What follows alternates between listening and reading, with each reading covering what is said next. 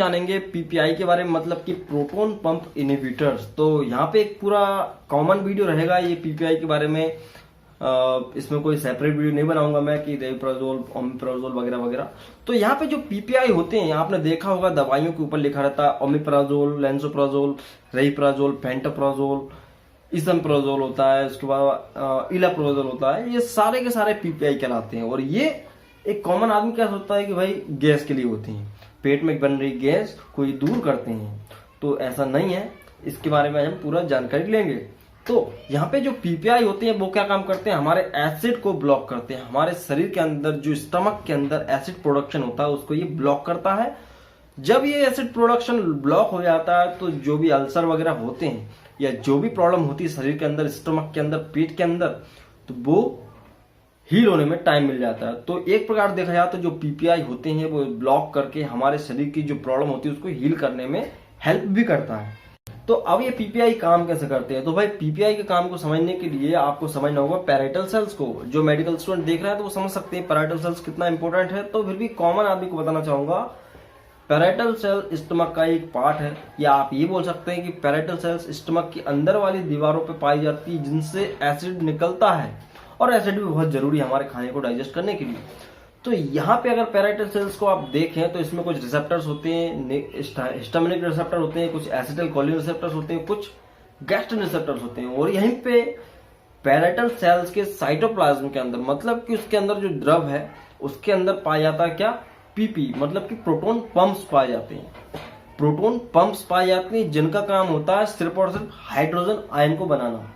Hydrogen ion ये PP बनाते हैं। और यहाँ पे इसी के गैस्ट्रिक ल्यूमन में क्या पाया जाता है, क्लोरीन।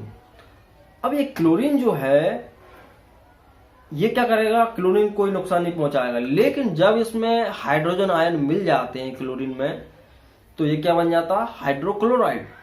ठीक है ना, H+Cl क्या बनेगा, हाइड्रोक्लोराइड HCl। तो भाई अब जो हम पीपी दे रहे हैं ये कहाँ काम करेगा, ये पीपी पे जाकर काम करेगा। अब यहाँ पे जो प्रोटोन पंप इनहिबिटर्स हम देते हैं, मतलब कि चाहे वो रेविप्राजोल हो, चाहे वो पेंटाप्राजोल हो, चाहे ओमिप्राजोल हो, कोई भी हो सकता है। वो क्या होता है कि कैप्सूल फॉर्म में रहता है, छर्रे अंदर भरे होते हैं उसके अंदर। ठीक है, तो ये छर्रे जो होते हैं इनएक्टिव फॉर्म में होते हैं। जब इंसान उसको लेता है, डिजोल्व होता है, तब ये जो पीपीआई होता है इनएक्टिव फॉर्म में होता है। और इनएक्टिव फॉर्म में होने की वजह से ये सेल मेम्ब्रेन को क्रॉस कर जाता है, पैराइटल सेल्स की सेल मेम्ब्रेन को क्रॉस कर जाता है और फिर ये पीपी तक पहुंच जाता है, उसके साइटोप्लाज्म में पहुंच के पीपी तक पहुंच जाता है। और हम जानते हैं भाई प्रोटॉन पंप इनहिबिटर का काम क्या है, ये इनहिबिट करेगा। जो भी प्रोटॉन पंप्स थे पैराइटल सेल्स के अंदर वो क्या कर रहे थे, हाइड्रोजन आयन बना रहे थे। तो ये उनको जाके इनहिबिट करेगा, या आप ये बोल सकते हैं ब्लॉक कर देगा। तो हाइड्रोजन आयन बनेंगे ही नहीं। और जब हाइड्रोजन आयन बनेंगे नहीं तो Cl क्लोरीन से जाके मिलेगा नहीं, और यहाँ पे क्या होगा, HCl नहीं बन पाएगा। इस तरह से एसिड प्रोडक्शन रुक जाता है। ठीक है, तो भाई जब एसिड प्रोडक्शन रुक जाएगा तो क्या होगा, जो भी अल्सर होंगे या वो सब हील होने लगेंगे। हील मतलब वो ठीक होने लगेंगे, रिकवरी करने लगेंगे।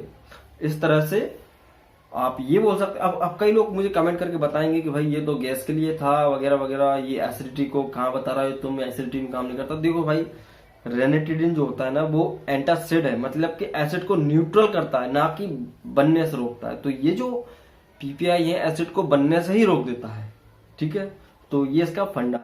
एक चीज और बताता चलूं दोस्तों, ये जो पीपीआई होते हैं ये हाइड्रोजन आयन को तो ब्लॉक करते ही है, साथ ही पोटेशियम आयन को भी ब्लॉक करते हैं, एटीपीएस आयन को भी ब्लॉक करते हैं।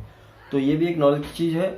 और वहीं बात की जाए इसकी बायो अवेलेबिलिटी की, तो देखो भाई 90% तक की इसकी बायो अवेलेबिलिटी होती है। हाफ लाइफ इसकी 6 से 7 घंटे होती है।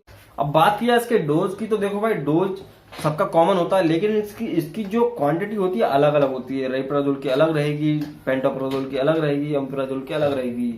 तो अपन मान लेते हैं पेंटाप्राजोल तो 40 mg में आता है दोस्तों, कैप्सूल फॉर्म में। और उसकी टैबलेट भी आती है 20 mg 40 mg में, टैबलेट्स वगैरह भी रहती हैं। तो कोई भी हो पीपीआई उसको आपको खाली पेट लेना है, सुबह लेना है खाली पेट। और भरे पेट इसलिए नहीं लेना है क्योंकि अगर उसको खाना खाने के बाद लोगे तो वो काम नहीं करेगा, क्योंकि आपके पेट के अंदर एसिडिटी पहले ही है। तो आप पहले ही पीपीआई दोगे तो वो उसको ब्लॉक करेगा। लेकिन आप खाना खाने के बाद दोगे तो शरीर पहले खाने को डाइजेस्ट करेगा या एसिड को ब्लॉक करेगा। तो आप खुद दिमाग लगा सकते हो, इसको खाने के पहले देना है ओडी देना है, दिन में 1 बार देना है।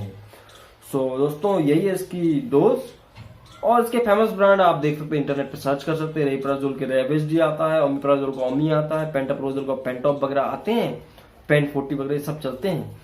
और बस आज की वीडियो में सिर्फ इतना ही दोस्तों। आशा करता हूँ आपको वीडियो पसंद आया होगा। पसंद आया तो लाइक करो और ऐसे ही वीडियो देखने के लिए हमारे चैनल को सब्सक्राइब करो। फ्री होता है, कर दो। सो मिलते हैं नेक्स्ट वीडियो दोस्तों। जय हिंद, वंदे मातरम।